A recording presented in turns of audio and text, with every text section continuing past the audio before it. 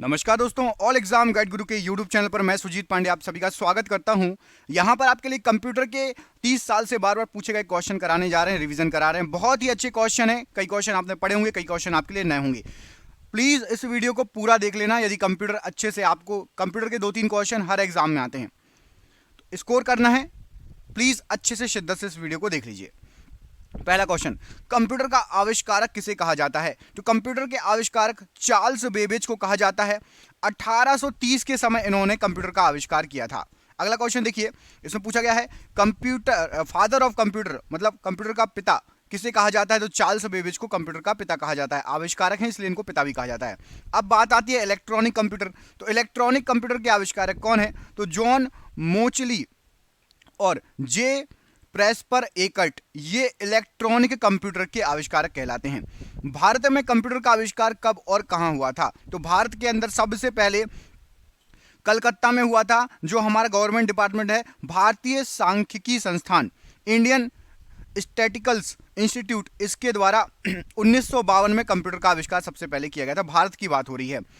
Computer की कितनी पीढ़ियां विकसित हुई हैं अभी तक? तो अब तक कंप्यूटर की जो है 5 पीढ़ियां टोटल विकसित हुई हैं, याद रखिएगा। और फर्स्ट जनरेशन कंप्यूटर किस पर आधारित था? तो जो सबसे पहला कंप्यूटर था ये वैक्यूम ट्यूब पर आधारित था और ये 1946 से 1959 तक चला था। प्रथम पीढ़ी फर्स्ट जनरेशन का कंप्यूटर। सेकेंड जनरेशन कंप्यूटर में क्या यूज किया गया था? तो सेकेंड जनरेशन कंप्यूटर में आपका ट्रांजिस्टर का इस्तेमाल किया गया था। पहले में वैक्यूम ट्यूब, दूसरे में ट्रांजिस्टर, तीसरे में आ गया था IC chip, integrated circuit IC chip आ गई थी तीसरे में।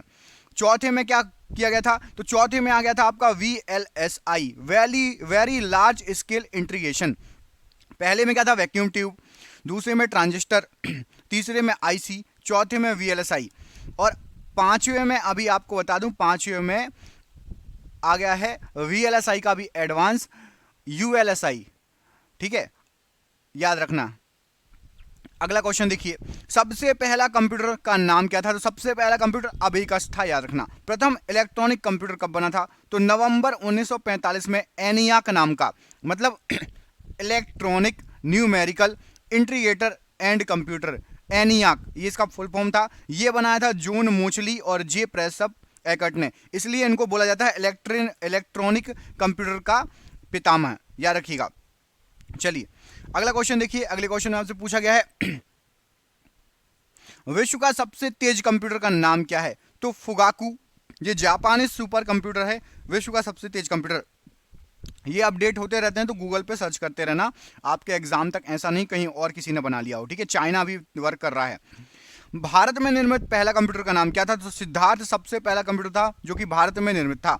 कंप्यूटर को हिंदी में क्या कहा जाता है? कंप्यूटर को हिंदी में संगणक कहा जाता है। ब्रेन ऑफ कंप्यूटर किसे कहा जाता है? तो सीपीयू, सेंट्रल प्रोसेसिंग यूनिट को ब्रेन ऑफ कंप्यूटर के नाम से जाना जाता है।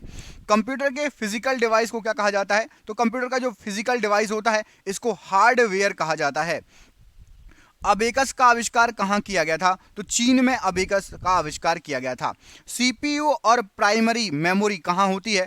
तो मदरबोर्ड में सीपीयू और प्राइमरी मेमोरी होती है। माइक्रो कंप्यूटर क्या होते हैं? तो माइक्रो कंप्यूटर एक पर्सनल कंप्यूटर होते हैं। पहला माइक्रो प्रोसेसर विकसित किया गया था तो इंटेल कंपनी के द्वारा। आपने ऐड भी देखी होगी आपके लैपटॉप में, इंटेल अभी जैसे कोर i5 i6 चल रहा है, इंटेल ने 1946 में सबसे पहला माइक्रो प्रोसेसर विकसित किया था। कंप्यूटर में EXE का क्या मतलब होता है? तो एक्सिक्यूटेबल EXE का मतलब होता है फादर ऑफ पंच्ड कार्ड के नाम से किसे जाना जाता है? तो फादर ऑफ पंच्ड कार्ड ये कहा जाता है आपका हरमन होलेरिथ को। ऑपरेटिंग सिस्टम के स्टार्टअप की प्रक्रिया को क्या कहा जाता है? तो कोई भी ऑपरेटिंग सिस्टम हो उसको बूटिंग कहते हैं, जो स्टार्टअप की प्रक्रिया होती है, बूट करना है या बूटिंग। ईमेल का फुल फॉर्म क्या होता है? तो ईमेल का फुल फॉर्म होता है इलेक्ट्रॉनिक मेल, ये ईमेल का फुल फॉर्म है। भारत का प्रथम कंप्यूटर साक्षर जिला कौन सा है? तो कंप्यूटर साक्षर में सबसे पहला जिला था आपका मलप्पुरम, जो कि भारत के केरल राज्य में सबसे पहले कंप्यूटर साक्षरता पहुंची थी वहां पर। WWW के आविष्कारक और संस्थापक कौन थे? तो टिम बर्नर्स-ली WWW के आविष्कारक संस्थापक थे। कमेंट करके बताइए WWW का फुल फॉर्म क्या होता है? WWW का फुल फॉर्म कमेंट बॉक्स में कमेंट करके बताइए। इंटरनेट का आविष्कार किसने किया? तो विंटकट और बोमकान ने इंटरनेट का आविष्कार किया था। किसी प्रोग्राम में बग का क्या मतलब होता है? तो बग का मतलब होता है एरर, याद रखना, बग का क्या मतलब होता है? एरर होता है। भारत में विकसित परम सुपर कंप्यूटर कहां बनाया गया था? तो सीड किसने बनाया था? सीडेक द्वारा परम नाम का सुपर कंप्यूटर भारत में जो विकसित हुआ था, बनाया गया था।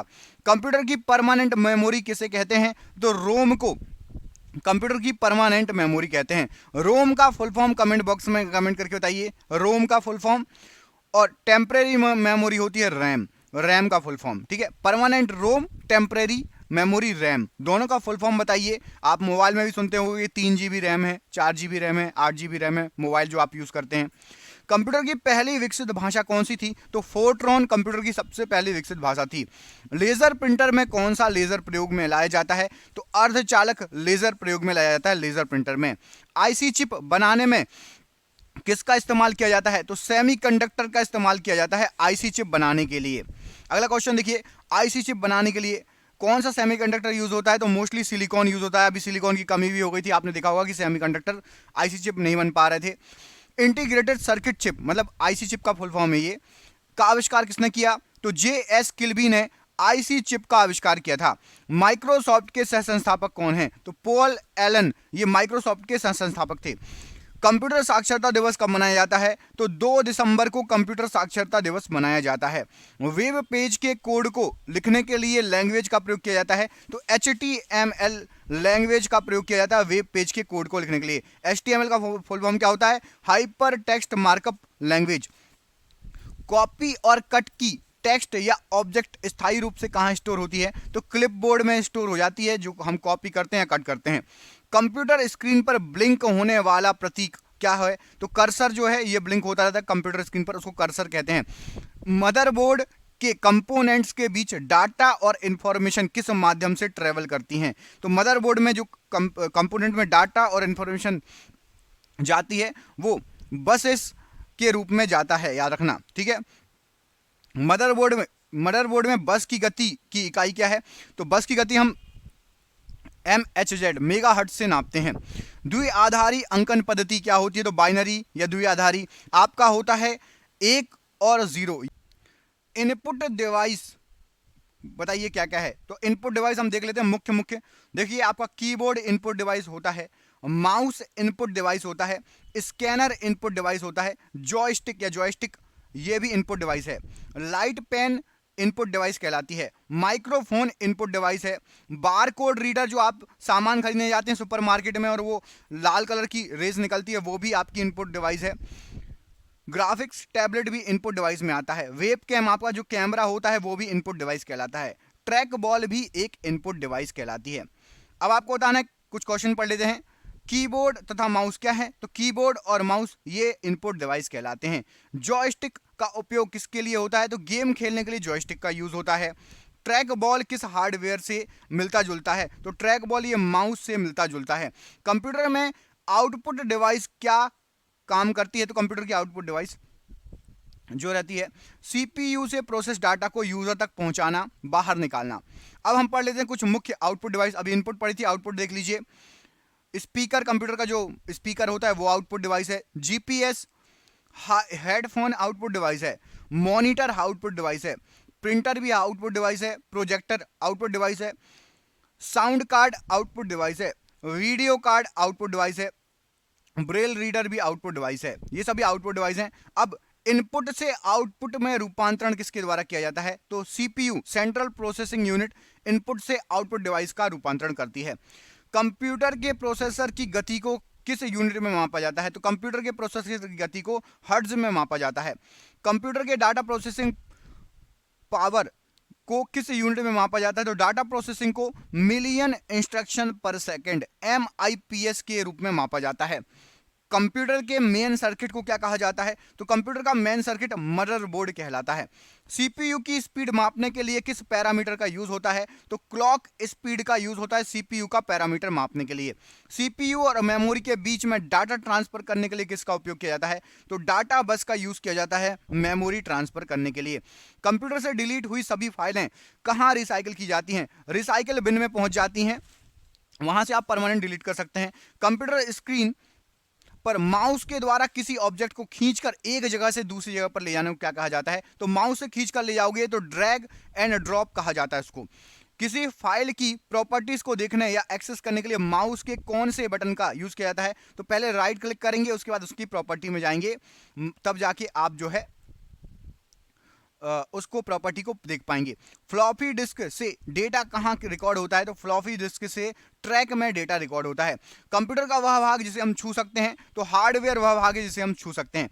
प्रिंटर कितने प्रकार के होते हैं? तो प्रिंटर 2 प्रकार के होते हैं, एक इंपैक्ट प्रिंटर, एक नॉन इंपैक्ट प्रिंटर। और ये आज का आखिरी क्वेश्चन, डॉट मैट्रिक्स प्रिंटर का किसका उदाहरण है? तो ये इंपैक्ट प्रिंटर का उदाहरण है। दोस्तों क्वेश्चन बहुत सारे हैं, इसके बाद भी बहुत सारे क्वेश्चन हैं, तो आपको यदि इसका पार्ट 2 चाहिए कमेंट बॉक्स में पार्ट 2 लिख दीजिएगा और प्लीज वीडियो को शेयर कर दीजिए। जिसको अगला पार्ट चाहिए प्लीज वीडियो को शेयर कर दीजिएगा, जल्दी से जल्दी शेयर कीजिए। ऐसे स्पीड में आपको कंप्यूटर के टोटल 3000 क्वेश्चन करा दिए जाएंगे। प्लीज वीडियो को शेयर कर देना। मिलते हैं अगले वीडियो में, तब तक अपने ख्याल रखिए। आप सभी का बहुत बहुत धन्यवाद दोस्तों, आपका दिन शुभ हो। बहुत बहुत धन्यवाद।